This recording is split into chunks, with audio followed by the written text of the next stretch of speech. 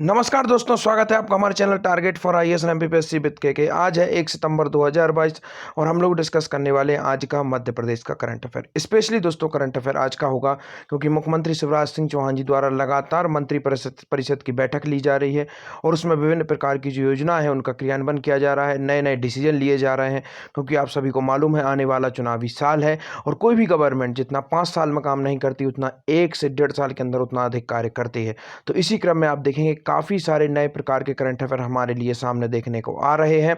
तो इसी क्रम में हम देखेंगे कि मध्य प्रदेश में किस आयोग के गठन का अनुसमर्थन कर दिया है मंत्रिपरिषद ने। इसके साथ ही साथ में एक दोस्तों नई योजना भी शुरू की गई, तो उसको भी हम आज के इस करंट अफेयर में देखेंगे। तो चलिए शुरू करते हैं। 1 सितंबर 2022 के करंट अफेयर में आप सभी लोगों का बहुत बहुत स्वागत है।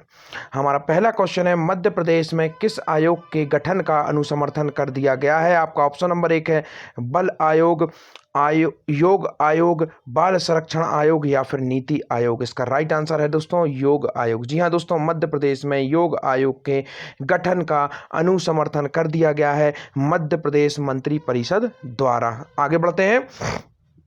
कौन सी नई योजना को मंत्रिपरिषद ने मंजूरी दे दी। तो मैंने शुरुआत में आपको बताया था एक योजना है जिसे मंत्रिपरिषद द्वारा मंजूरी दे दी गई है।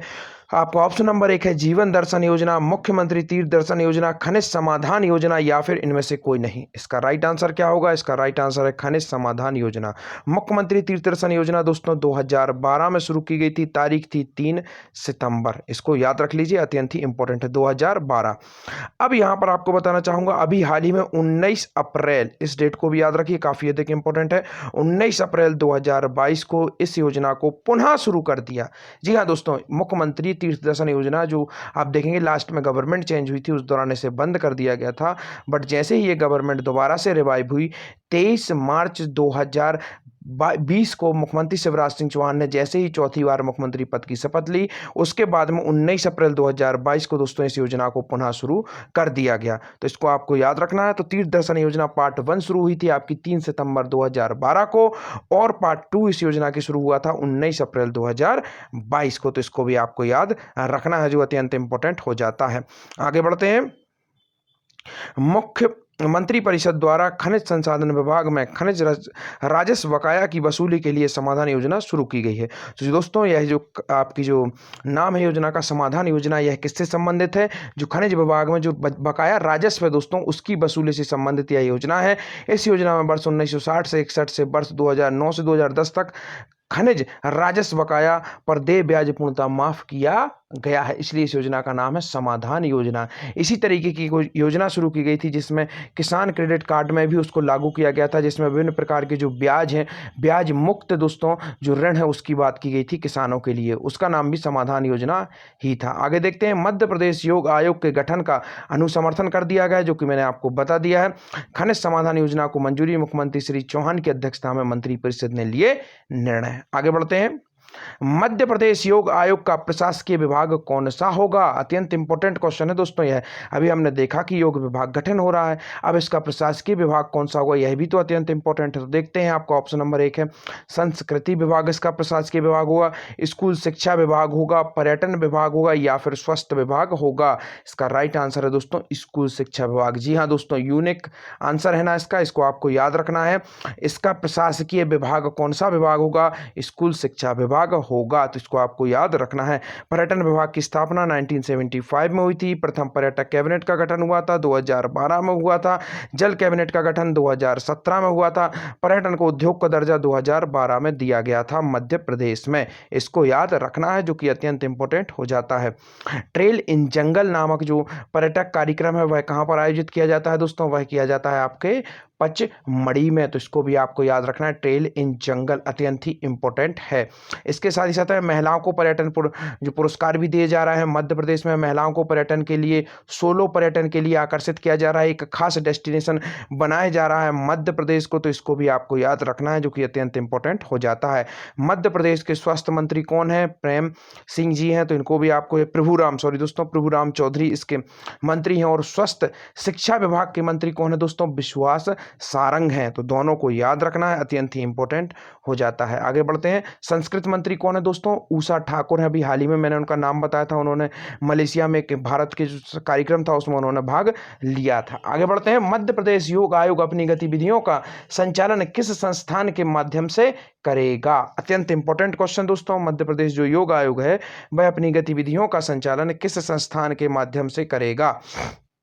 आपका ऑप्शन नंबर 1 है महर्षि पतंजलि संस्कृत संस्थान, ग्रामीण विकास संस्थान, दयानंद संस्थान, या फिर इनमें से कोई नहीं। इसका राइट आंसर होने वाला है आपका ऑप्शन नंबर 1 महर्षि पतंजलि संस्थान के माध्यम से दोस्तों मध्य प्रदेश योग आयोग अपनी गतिविधियों का क्या करेगा? संचालन करेगा। यह महर्षि पतंजलि जो संस्थान है दोस्तों, यह पूरा का पूरा योग के लिए डेडिकेटेड है और इसी के माध्यम से जो हमारा नया योग आयोग है यह अपनी सभी प्रकार की गतिविधियों का संचालन करेगा। विश्व योगा डे कब मनाया जाता है? इसका जवाब आप लोग देंगे। आज काफी इजी क्वेश्चन है, I hope you can definitely give answer. आगे बढ़ते हैं, देखते हैं क्या है पूरी न्यूज।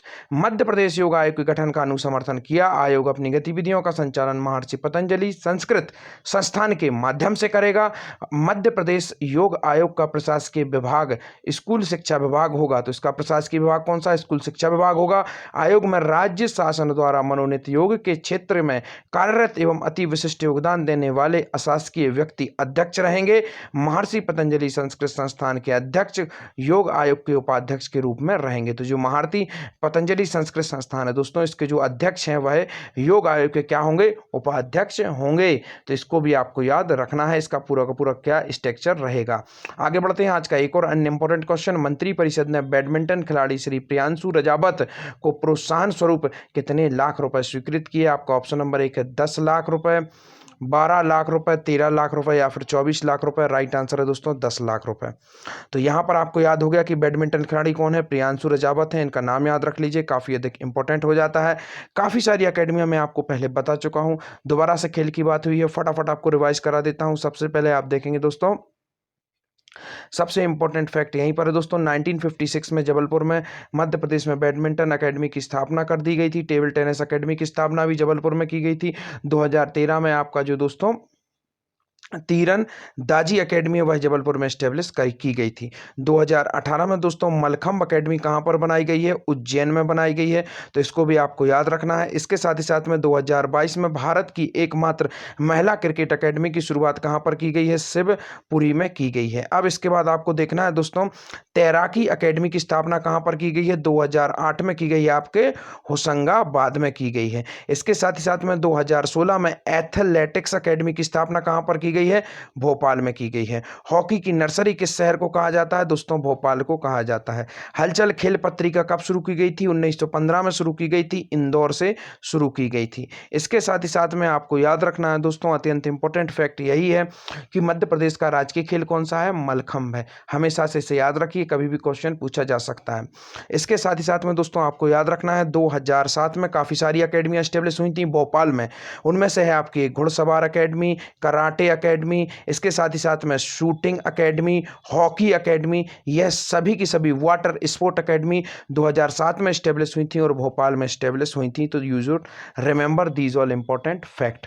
बैडमिंटन खिलाड़ी श्री प्रियांशु रजावत को प्रोत्साहन स्वरूप 10 लाख रुपए स्वीकृत कर दिए गए हैं। मंत्रिपरिषद ने विशेष प्रकरण मानते हुए बैडमिंटन खिलाड़ी श्री प्रियांशु रजावत को थॉमस कप में स्वर्ण पदक हासिल करने पर 10 लाख रुपए प्रोत्साहन राशि का निर्णय लिया है। तो इसको भी याद रख लीजिए दोस्तों, थॉमस कप किसने जीता है? स्वर्ण पदक थॉमस पक जिसमें, तो यह जो थॉमस कप था इस बैडमिंटन से संबंधित है और प्रियांशु रजावत ने इसने क्या किया था?